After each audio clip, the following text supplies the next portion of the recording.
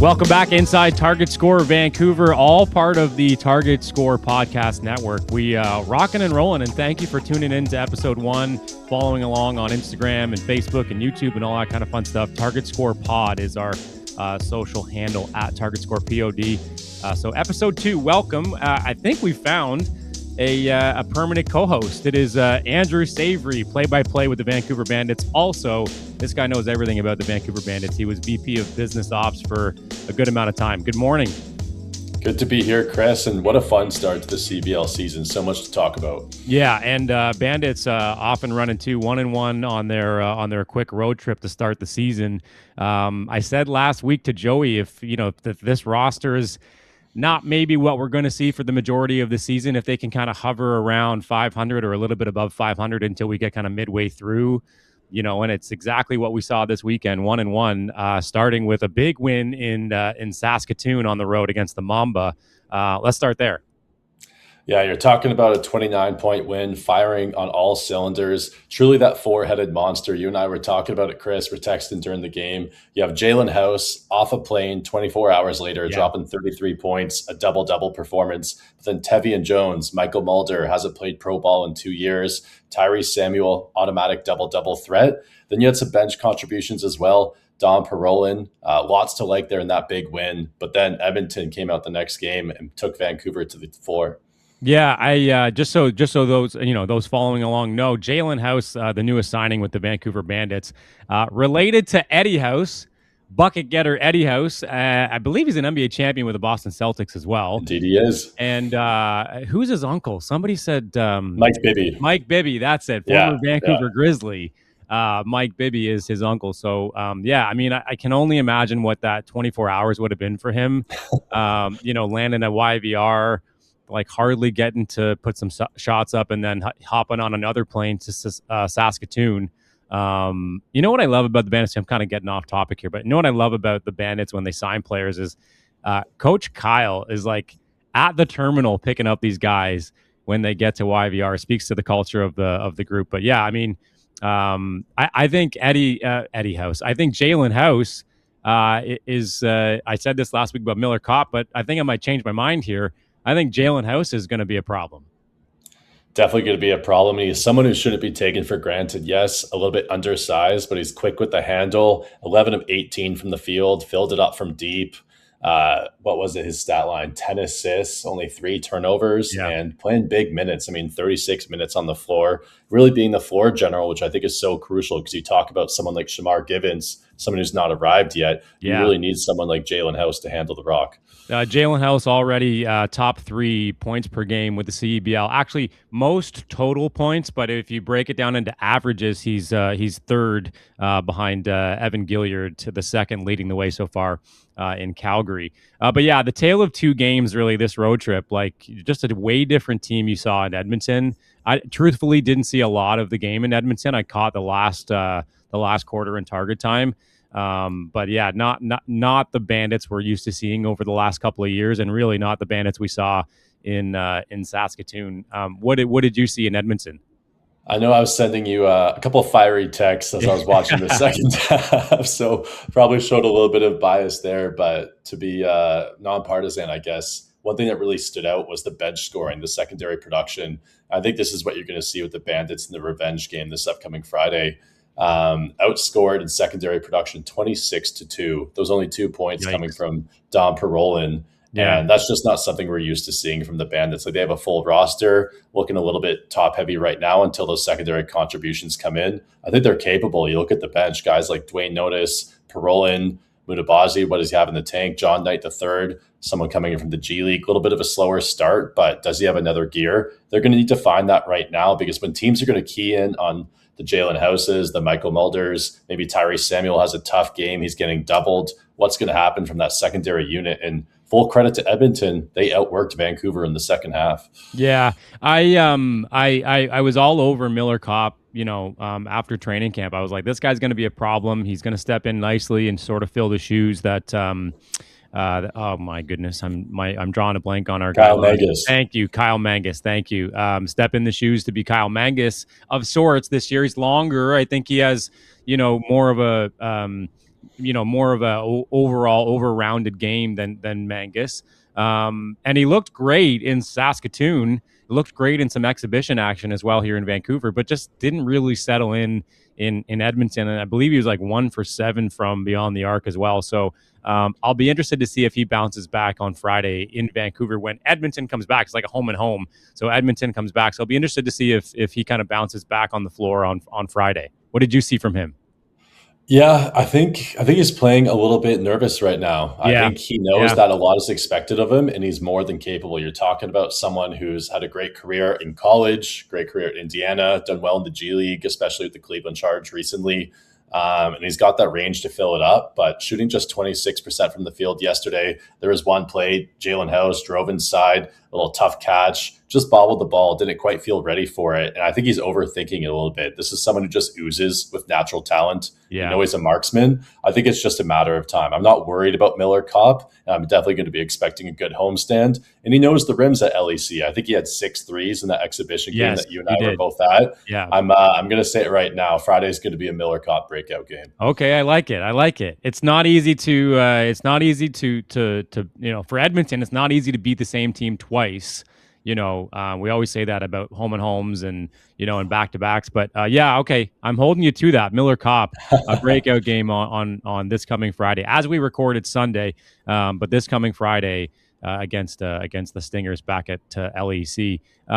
What'd you like from Parolin? I actually was all over Shaden Smid last episode and thought he would be the big university success story with the Bandits. Not to say he's not going to be, but Parolin has impressed me a lot as well. Do you feel the same?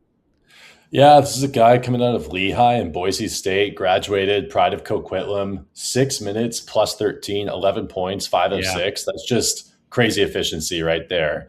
He's got a similar build to someone Bandits fans would really remember in the likes of a James Karnick. Maybe not as above the rim of a player, but definitely like a lunch pail type of guy. He's going to grind it out, hit you with a spin move, maybe a baby hook, drop the shoulder. He's not going to make mistakes. I think his IQ is really apparent. And I think that's why he's getting the minutes right now over someone like a Shaden Smid, because you kind of have to take your pick a little bit. I think Shaden lets you play a little bit faster if you want to get out on the break. But Dom is just kind of like quintessential textbook basketball, not going to make a lot of mistakes. And he can guard some pretty heavy forwards from the opposing team as well. Yeah, speaking of Edmonton, play-by-play man in Edmonton, Doug McLean. We had a great chat with him on this episode. So he's coming up to kind of preview, what Friday is going to be like, what we saw last weekend at Edmonton. So let's get to that now. Doug McLean, play-by-play with the Edmonton Stingers. Joining the Target Score Vancouver podcast, play-by-play with the Edmonton Stingers. It's Doug McLean. How are you? Thanks for doing this. Hey, my pleasure, guys. Good to be here. Yeah, Doug, really exciting start for the Stingers season. Obviously, this is a group 15-9 last year, a couple of years under head coach and GM Jordan Baker's belt. 2-point loss to Winnipeg to start the season, but a big 13-point win over the Bandits. What changed between those two games in your eyes? Oh, that's a great question, Andrew. I think the biggest thing, I think they played their game, as trite as that sounds. I think they, this is a team that if they're going to win, they're going to win because they're solid on the glass. They're going to win because they play kind of at a pace, not full on, we're going to beat you in transition, but we're going to play at a pace. We're not going to slow it down and be a pure half-court team. I thought they found that balance last night, maybe a little better than in the game against Winnipeg. And frankly, I think they defended better last night. Even though they only give up 77 to Winnipeg, I thought they were the buckets the Bandits got last night, they had to work harder for those, I think, than Winnipeg did last week. So those are a few things I think they just got into their game a little bit more than they were able to a week ago. And maybe the benefit of having that week in between games and being able to stay at home. So that was probably part of it as well. Yeah, another game with Vancouver coming up on Friday, home and home, essentially. Tough to beat a team twice. Obviously, Vancouver will make some adjustments, but any conversation within, the hallways or within the group and adjustments that maybe Edmonton can make to get over the hump again with Vancouver? Yeah, that's a good one. I think for them, it's the biggest challenge I see with the Stingers, and I don't know if you can work on this over the course of a week, but I still think their biggest challenge is going to be top-end scoring. Dange has been really good for them.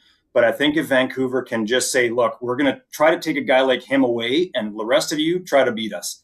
And I think that's maybe where Edmonton's they got to find some offense. I mean, like I said, they put up 91 last night, not a bad number, but they just don't have that top end scoring like a team like Vancouver does. When you look at what Jalen House can do, just to give one example, or a Teddy Allen in Winnipeg, they don't have that right now. Danger's been good. I think he's been, I won't call him a surprise, because as we all know, the start of a CEBL season, you never really know what you're going to get. Sean East was a mystery a year ago too and had an outstanding season. So you never really know. But I think for Edmonton, they've got to continue to find ways to get additional scoring from a few spots, because we know how good Vancouver can, how well they can score. I thought it was part Edmonton last night, and I just thought Vancouver didn't shoot the ball really well. House didn't get a lot of help. Tevian Jones was really good last night. A few guys struggled, I thought, shooting the basketball. So that's probably not going to be the case Friday. So look, it's two teams. Julius and Baker know each other well. So I think, it's going to be another fun matchup, I think, for you guys to call on Friday. I'm really glad you mentioned Dane Danger, Doug, because I was really impressed by him last night. Obviously, you're talking to a guy who's come from Illinois, Memphis, big-time numbers in the G League as well. Early in the years of the CBL, I thought it was like a pretty guard-dominant league. There were some notable bigs, but I think especially when you look at this season, you're seeing the return of a Jeremiah Tillman Jr. Last year was Tyrese Samuel entering the fold. Now Dane Danger, potentially the new kind of double-double kid on the block. What does he really bring to the Stingers offense that you think is maybe different from Post that we've seen in years past? Yeah, that's a really good question. I think what I've appreciated about him in the the brief time that we've been able to see him is his ability to put the ball on the floor, to be honest, and score through traffic. Like, I mean, we don't see a lot of back to the basket posts anymore. The odd time you do, we don't see a ton of that. But he's a guy that it surprised me, just his agility in the lane, because a lot of his buckets last night, Vancouver was sending 2-3 guys to him, and he's still able to work his way to the rim and get layups. And so I think that's been a little bit of a surprise for me, is his ability to do that. And that changes, obviously, how Edmonton can attack when you've got a guy with that kind of size who can create basically his own shot through traffic. So that, to me, has been the biggest surprise. We'll see how long that continues. I mean, again, teams are going to keep sending doubles to him, I think, and just try to keep the ball out of his hands, especially at the top of the lane. But that's the one thing that has maybe surprised me a bit about his game, seeing him here over the last couple of weeks. Always a challenge in the CEBL with the guys coming late to the season, maybe leaving for summer league. It's a tough league to build a roster in. Yeah. I know Vancouver's got a couple of guys waiting in the wing. I'm not sure if I'm allowed to name names, so I won't. But I imagine Edmonton's the same way. Are they expecting some guys to kind of show up in a couple of weeks, maybe a month from now? Yeah, so one guy for sure that I can name, that's Nick Hornsby, who's obviously been around for a while. Cool. So, he's really important to this group. He is not a guy that's going to blow the doors off numbers-wise. You're not going to pick up a box score and say, oh, he put up 25 or he had 16 rebounds. But if you look at his numbers over the last 3 years, he's been right around 12 points, 7.5, 8 rebounds, 4.5, 5 assists. I mean, he has been just steady. And he's a real leader for them. And he's going to give them good minutes, game in, game out. You know what you're getting from him. So that'll be a nice boost for them for sure. There is another player that, again, I think I know the name. I'm not going to share it because I don't know what's going on. We all know how the CEBL works that way. So I think there's a little bit more support. And I would expect, and again, I don't know this, I would expect them to look for some guard help. Mason Bursey being out. I mean, he's much more of a defensive guard. He's not going to give you a lot of offense, but they may need some more support in the backcourt. So I wouldn't be surprised if Jordan Baker is, again, whether it's the player that they're going to bring in is a guard, I honestly don't know. But if I would expect that to be an area that they're going to try to add a little bit of depth to. Yeah, maybe talk about that backcourt because I'm really being impressed, and this is a bit of bias. My Wilfrid Laurier fellow alumni. Okay. Yeah, I'm looking at Tate Donald, who obviously has a start in one of the 2 games. Last year, what was it, averaging around 11.5 minutes per game. This year, averaging right around 27. The field goal percentage, not quite there, but you're looking at points per game around 10, rebounds at 6, assists at 4. So obviously, Boursier dealing with that injury, as you kind of mentioned, out right now. But Tate Donald kind of stepping in and maybe maturing before our eyes. Yeah, a guy in his 3rd year, played 2 years as a development player for the Stingers, saw some actually reasonable minutes, back in 2024. Minutes a little bit up again last year. Probably, again, Sean East, I think, was a bit of a surprise just how good he was and the kind of minutes they could give him. So that may have, and that's okay, kind of suppressed Donald's minutes a bit. This year now, he had a pro season in Finland where he started and it was 37 straight games for them, average about 14 a game. And a guy that I think is coming into his own. you see a bit of the up and down. Last night, I thought, some forced turnovers, trying to make things happen where you just don't need to.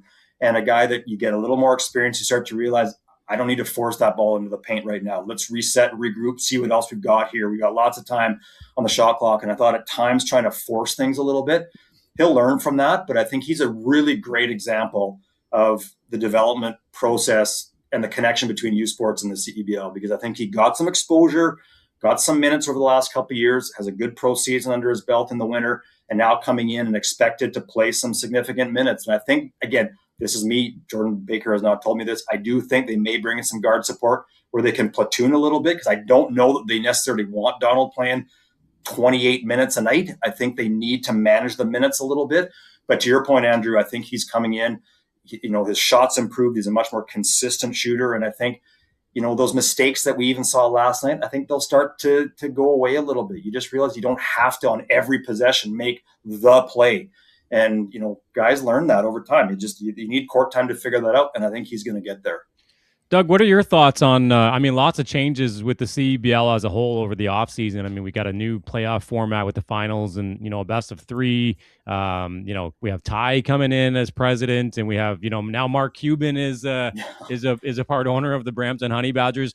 What are your thoughts on where the CEBL is headed, and, not maybe CBC too, like we have a new, CBC's back in the fold. What are your thoughts on where, the CEBL is right now coming into this season? Yeah, lots of interesting things going on. I'm curious to see how the playoff format works. I think I think we've all enjoyed Championship Weekend. I think the concept of it made sense, but I think now a more mature league can step back and say, look, we need to find ways to, and Vancouver's a great example. They were the best team in the league last year by a mile, in my opinion. One game showdown, you never know. So give them an opportunity, again, just in the final, I recognize, but nonetheless, you sort of build up to that. I think that'll be a real positive. Player movement is always interesting. And even here in Edmonton, seeing Xavier Moon in Winnipeg and Sean East in Brampton, a bit surprising that both of those guys are gone. I thought if they were going to come back to the league, that one at least would be here. So that's a sort of selfish, biased Edmonton thing.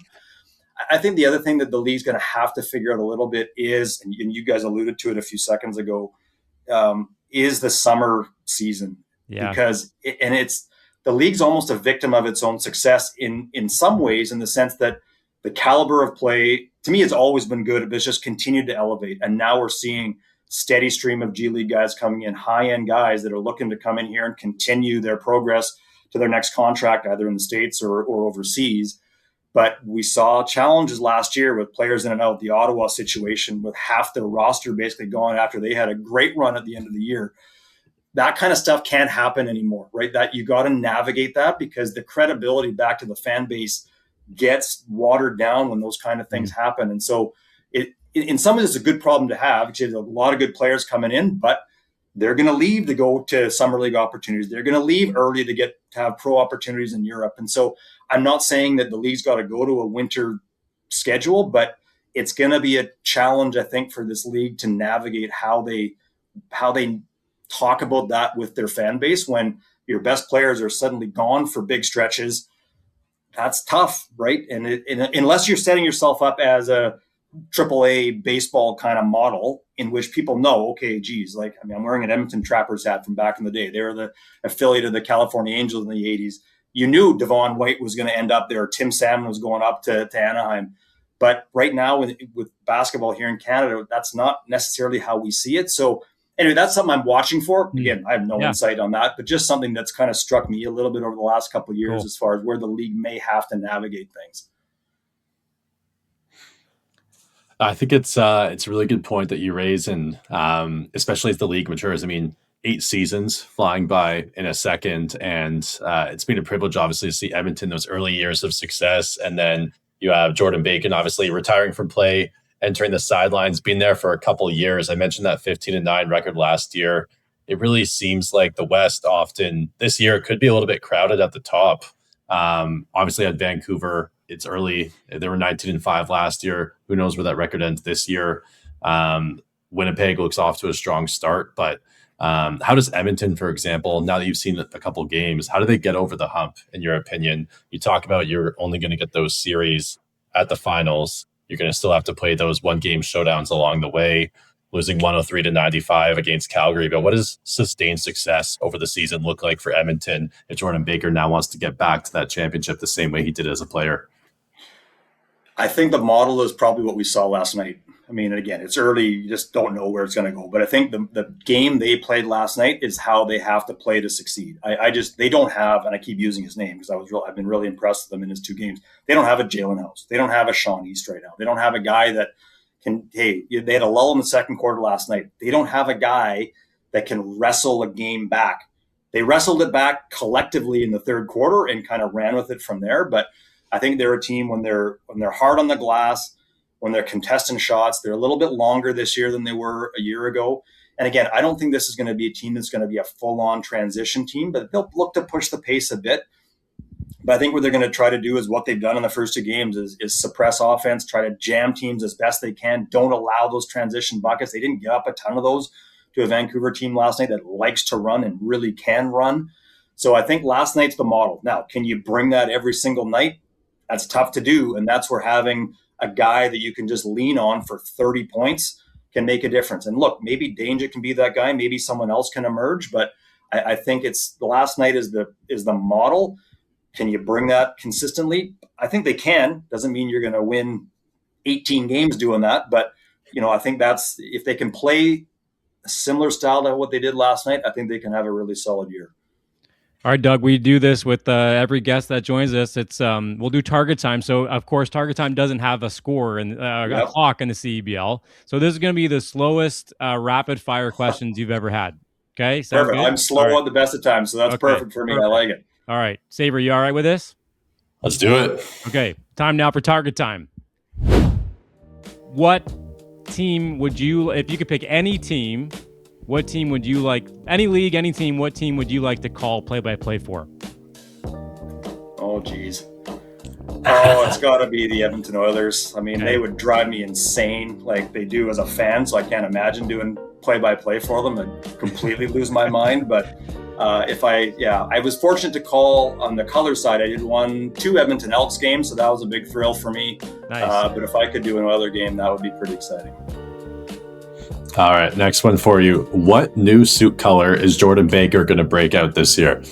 Great question. Great question. Wow.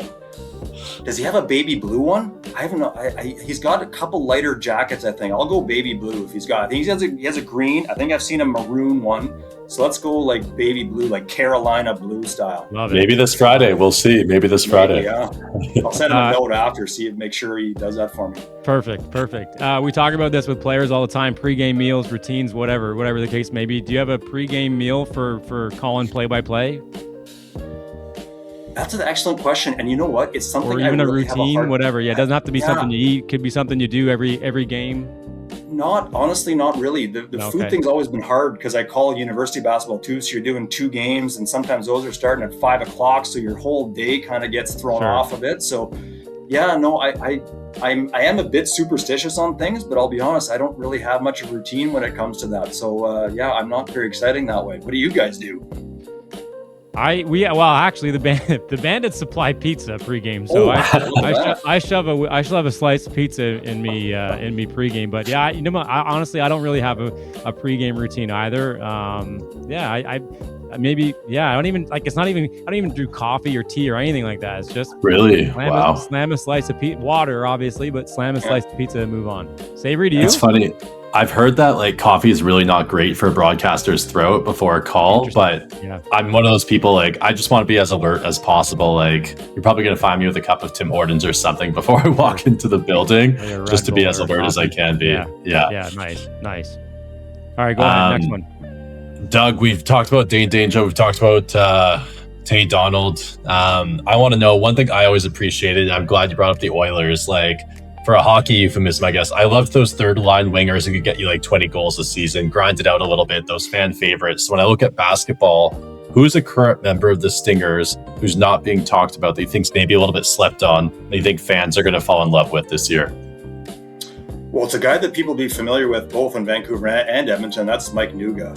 Yes. I just think he's a guy that, again, he's not going to blow the doors off on the box, with the box score, but he's going to bring you good minutes and energy every single night. And I think for this team especially, I think he's super valuable.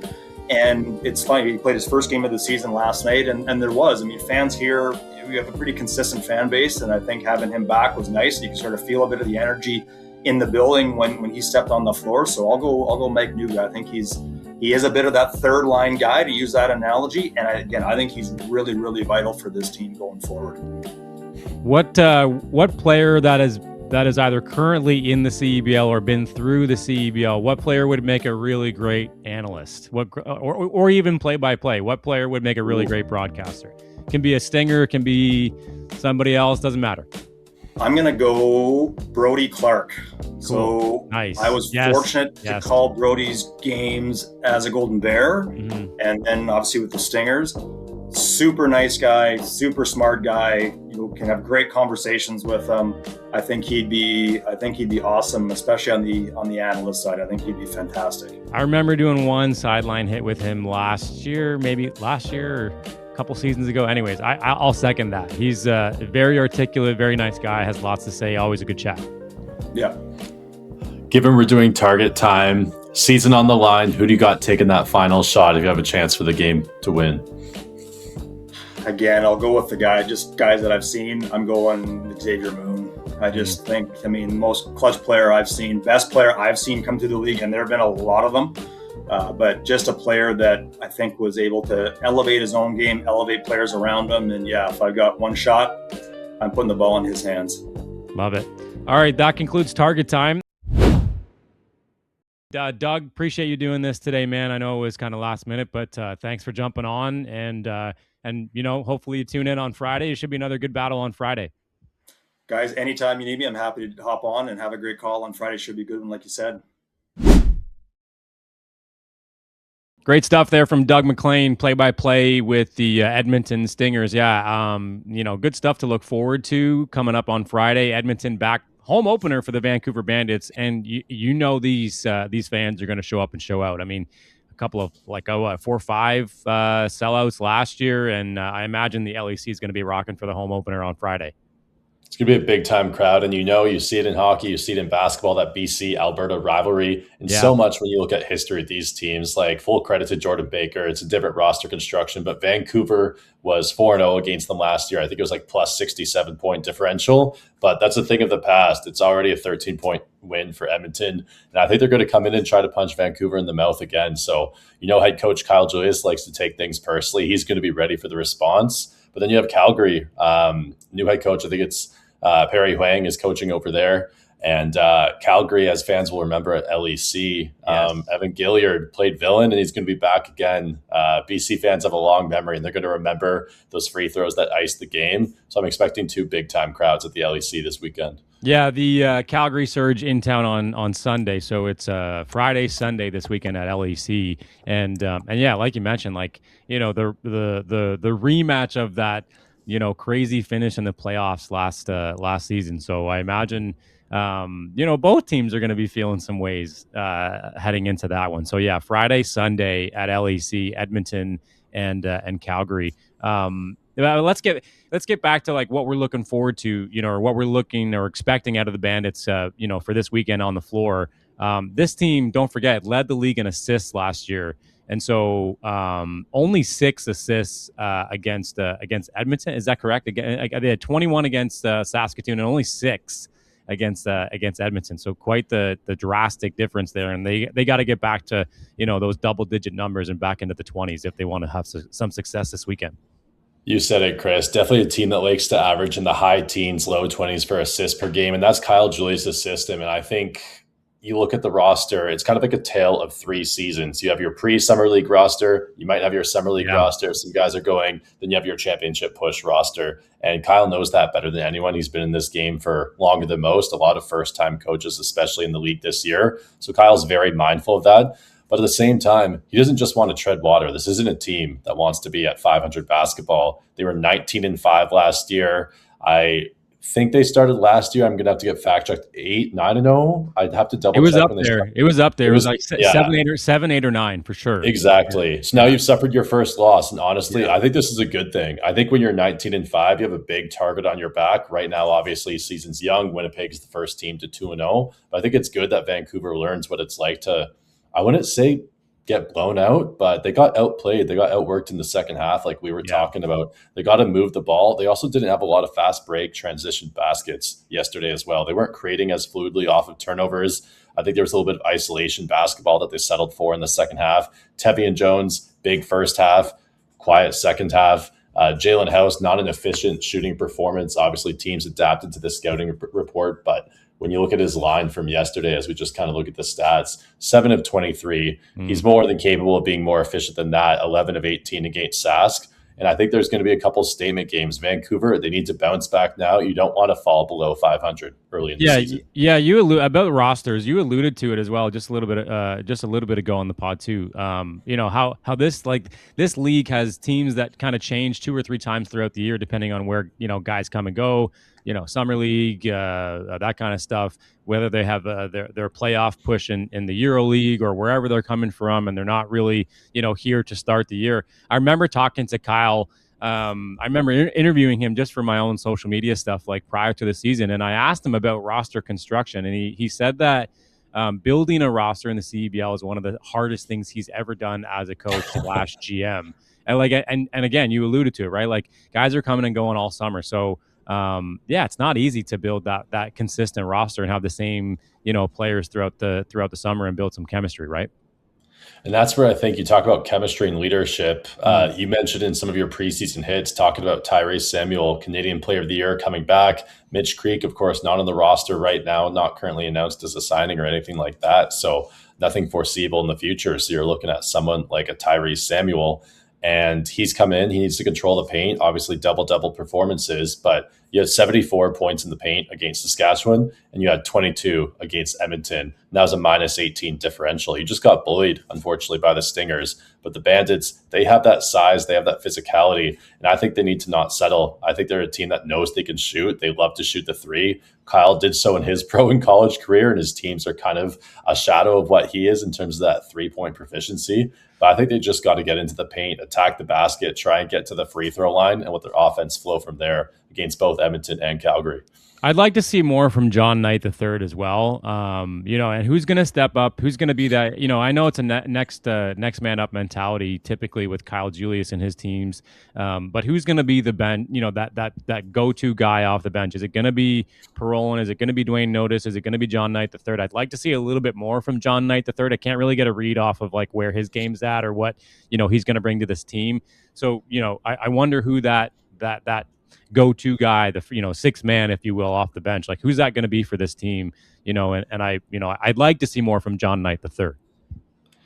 And he definitely looks like he has that in his bag of tricks. It's somebody who's kind of like a Swiss Army knife in the G League. He's going to average around 8 to 10, probably going to grab you 4 boards, probably 3 assists. And that's a mix-it-up type of guy who can fit into a couple of different roles. He's got some size. He's got some sneaky explosiveness. Obviously, he's got a little bit of that stockier build, but he has a quick first step. He can kind of take you off the dribble. And right now, similar to Miller Kopp, try to find his way a little bit. Mm-hmm. But if you're Kyle Julius, you need to know when you look at your bench and you're maybe in a 5 to 8 point hole, who can you put in the game to get that game back to within 2 points? And I don't think they've found that right now, but they're going to hope to this upcoming weekend. Yeah, it's funny. Like you almost see this all the time with guys who have come into this league, for the first time. Like we saw it last year with Isaiah Brockington.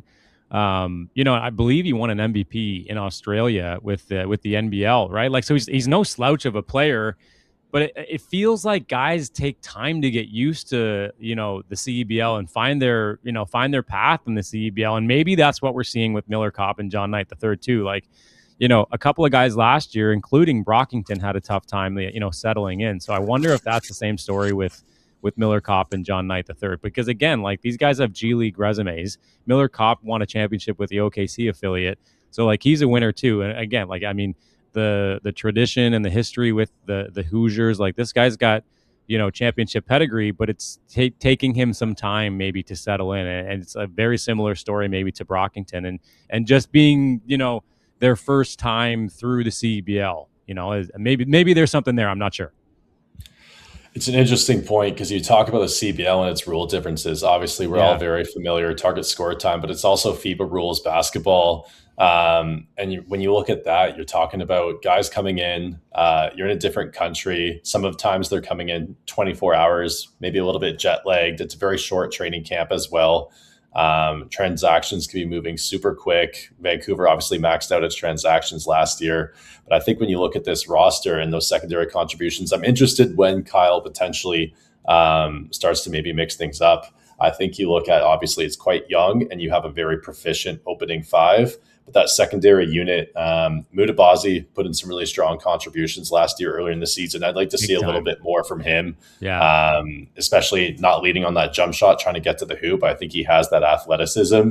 And I'm also I'd love to see a couple more minutes for Shaden Smith as well. I think Perlin's been nice, but I think if you want to try and play a little bit more up-tempo, it'd be nice to get out on the break and try and get him going because everyone knows Jalen House is going to score. Tevian Jones, I believe this is his third year in the CEBL. I'd have to double check that as well. So everyone's very familiar with his length and his athleticism. Tyrese Samuel, you know what you're going to get. But I think that secondary unit, if they can give you 15 to 20 points a game, I think they'll be comfortable this weekend. Any idea when Shamar Gibbons is going to show up? Do you know? I don't know off the top of my head where he's playing right now, but I'd have to look a little deeper. But do you have any idea when he's showing up, or at least expected to? Yeah, we'd have to check in with Bandits management. It's something that definitely going to be keeping an eye on because he was a spark plug for them. I think back to a couple of games when he had that burst of speed and he was just super proficient coming in, different look, plays with energy, playing in France and Champagne this past year, averaging around 10 points a game, 3 assists, a steal as well. He's just super reliable. You know what you're going to get. He's someone who lives and breathes the point guard position. He's going to play within himself and kind of looks like they need him a little bit right now because when certain guys are getting a breather. But I also think the body language of this team needs to be a little bit high. I think they need to have a high level of communication on Friday. I think in that second half when they realized, okay, it's a tough road trip. We got a big win in Saskatoon, have to turn around, fly back a little bit west to Edmonton, 48-hour turnaround. They looked a little bit gassed. I know you and I were texting or saying they might be leaking a little bit of oil after that big win. And I wouldn't have put it any better myself. I think a homestand is coming just in the nick of time. I think they're going to have a big crowd behind them. But they need to figure out what that next 5 players coming on the court looks like and what's going to be their mix when some of their starters don't have it going. Yeah, Shamar can't get here quick enough because, look, I mean, who's coming? Who is swapping for Jalen House, right? I see them doing this, whether one of them starts and one of them, they kind of just go back and forth. So that's what I see with those two. So it sounds like Shamar can't get here fast enough. And didn't he break a record for team assists last year? I believe so. Yeah. I think was it 11 or closer to 15 maybe? God, I really should have done my homework. Yeah, probably up in the ranks of a Merritt Klassen type performance. But I also want to give some flowers too when we talk about it. I think everyone knows Jalen House. He's a G League All-Star. I think he played in the G League NBA All-Star Weekend Rising Stars game as well, if I'm not mistaken. But I want to give a little bit of credit to Michael Mulder. And you saw it in that post-game clip of Kyle Julius where he's like, Mulder, you haven't played pro ball in 2 years. You just dropped 18. Mulder hasn't shot above 45% in either of these contests, but he's finding his way. I think against Edmonton, he was trying to play a little bit through the 3. He went to the basket a little bit against Saskatchewan. I think once Mulder starts going, it's going to take a load of pressure because Samuel's going to draw the double teams. House is going to be forced out really deep because they know he can penetrate off the drive. But I think if Mulder starts to be extremely consistent, kind of like 45 to 50% from the field, and that 3 is dropping, this team's going to become all the more lethal. We haven't seen the best Vancouver Bandits yet. It sounds ridiculous. We're 2 games in, but if the fans are like, oh gosh, we had such a great start last season, this is still a really strong roster. And Kyle said it. Some people think this season's a sprint, but it's almost like a quasi-marathon sprint in a way. And I think Mulder's going to round into form, and fans are going to love what they see. Yeah, agreed. All right, so we got Edmonton on Friday, Calgary on Sunday at LEC. We'll be on the call with Cheryl John Paul. Don't forget CBC Gem this year as well, so you can watch for free on CBC Gem. Thanks for coming on as the new, so to speak, co-host. I hope to see you on the majority of the episodes. Andrew Savory, our new co-host here on Target Score Vancouver. Don't forget, we'll be back weekly episodes next Wednesday. We're aiming for Wednesdays, and follow us on Instagram at Target Score Pod. Thanks for coming on, man. Appreciate you. Let's do it again next week. We'll see everyone in Vancouver this Friday.